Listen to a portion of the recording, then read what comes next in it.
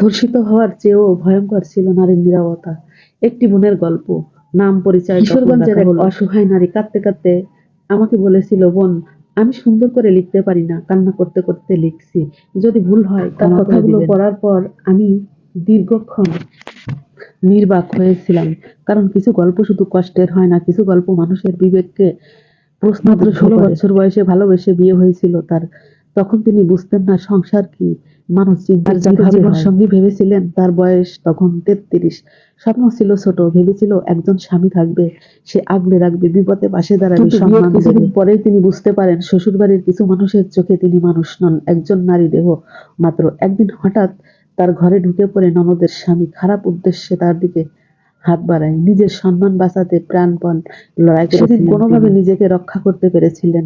রাতে স্বামী বাড়ি ফিরলে তাকে জড়িয়ে ধরে কাঁদতে কাঁদতে সব বলেছিলেন। তিনি ভেবেছিলেন স্বামী প্রতিবাদ করবে, ভেবেছিলেন একজন পুরুষ অন্তত নিজের স্ত্রীর সম্মানের জন্য দাঁড়াবে, কিন্তু না, স্বামী তাকে চুপ করিয়ে দিয়েছিল। সেদিন প্রথম তিনি বুঝেছিলেন একজন নারীর সবচেয়ে বড় অসহায়ত্ব তখনই শুরু হয় যখন তার কান্নার শব্দ স্বামীর হৃদয় পর্যন্ত। এরপর আরো ভয়ঙ্কর সময় আসে। পরিবারের আরেক সদস্যর লালসার শিকার হন তিনি। বারবার স্বামীর কাছে বিচার চেয়েছেন, বারবার পা ধরে কেঁদেছেন, বারবার বলেছেন আমাকে বাঁচাও। কিন্তু বিচার তো দূরের কথা, উল্টো তার চরিত্র নিয়েই প্রশ্ন তোলা হয়েছিল। একজন নারী যখন নির্যাতনের শিকার হয় তখন তার সবচেয়ে বেশি প্রয়োজন বিশ্বাস, কিন্তু তিনি পেয়েছিলেন অবিশ্বাস। প্রয়োজন ছিল নিরাপত্তার।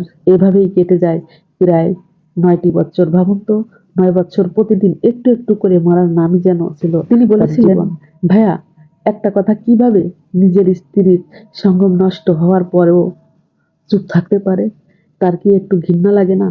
সে তো আল্লাহর কালাম পড়ে আমার দায়িত্ব নিয়েছে। এই প্রশ্নের উত্তর আমার কাছে নেই, হয়তো সমাজের কাছেও নেই। একসময় সবকিছু নিজের পরিবারকে খুলে বলেছিলেন, অন্তত মা বাবা পাশে দাঁড়াবে, কিন্তু এখানেও অপেক্ষা করছিল আরেকটি নির্মতা। কেউ তাকে বিশ্বাস করেনি, বরং সবাই স্বামীর পক্ষ নিয়েছিল। যে মেয়েটা আশ্রয়ের জন্য নিজের বাবার বাড়ির দরজায় দাঁড়িয়েছিল, সেই মেয়েটিকে ফিরিয়ে দেওয়া হয়েছিল।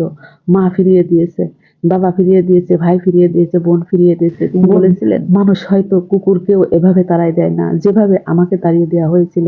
কথাটা পড়ার পর বুকের ভেতরটা কেঁপে উঠল, কারণ পৃথিবীর সবচেয়ে নিরাপদ জায়গা হওয়ার কথা ছিল যে ঘর, সেই ঘরই তার জন্য বন্ধ। এরপর শুরু হলো আরো নির্যাতন। স্বামী তার ভাই মিলে মারধর করতো, অপমান করতো, মানসিকভাবে ভেঙে দিত। একসময় তিনি ক্লান্ত হয়ে যান, খুব ক্লান্ত, এতটাই ক্লান্ত যে মৃত্যুকেও শান্তি মনে হয়েছিল। গলায় উন্না পেঁচিয়ে আত্মহত্যার চেষ্টা করেছিলেন। মনে হয়েছিল এই পৃথিবীতে তার বেঁচে থাকার কোনো, কিন্তু ভাগ্য যেন সেদিনও তাকে মরতে দিল না। মাত্র কয়েক সেকেন্ডের ব্যবধানে তাকে বাঁচিয়ে ফেরা হয়। তিনি লিখছেন, যাদের অত্যাচার থেকে মুক্তি পাওয়ার জন্য মরতে চেয়েছিলাম তারাই আবার আমাকে বাঁচিয়ে দিল। কি নির্মম পরিহাস, তাই না? মৃত্যুও তাকে গ্রহণ করলো না, জীবনও তাকে শান্তি দিল না। আজ তিনি বেঁচে আছেন, কিন্তু তার ভাষায় আমি এখন শুধু একটা জিন্দা লাশ। শুধু মেয়ের মুখের দিকে তাকিয়ে বেঁচে আছেন। এই গল্পটা শুধু সিনেমার কাহিনী নয়, এটা আমাদের সমাজের এক ভয়ঙ্কর বাস্তবতা, যেখানে অনেক নারী নির্যাতনের শিকার হওয়ার পরেও বিচার পায় না। যেখানে ধর্ষকের চেয়ে ভয়ঙ্কর হয়ে ওঠে পরিবারের নীরবতা, যেখানে স্বামীর দায়িত্বটা একটি মেয়ের পুরো জীবন ধ্বংস করে দেয়। আর সবচেয়ে বড় শিক্ষা হলো, মেয়েদের শুধু বিয়ে দিলেই দায়িত্ব শেষ হয় না। যখন সে বিপদে পড়ে তখন তার কথা বিশ্বাস করা পরিবারের দায়িত্ব। কারণ পৃথিবীর সবচেয়ে ভয়ঙ্কর একাকিত্ব হলো চারিপাশে সবাই থাকা সত্ত্বেও কাউকে পাশে না পাওয়া। জন্য সবাই দোয়া করবেন। আর যারা এই লেখাটি পড়ছেন, মনে রাখবেন, এই নির্যাতিত নারীর কান্নাকে অবহেলা করবেন না, কারণ তার মুখে হয়তো একটি গল্প থাকে, কিন্তু বুকের ভিতর লুকিয়ে থাকে হাজারটা মৃত্যুর ইতিহাস।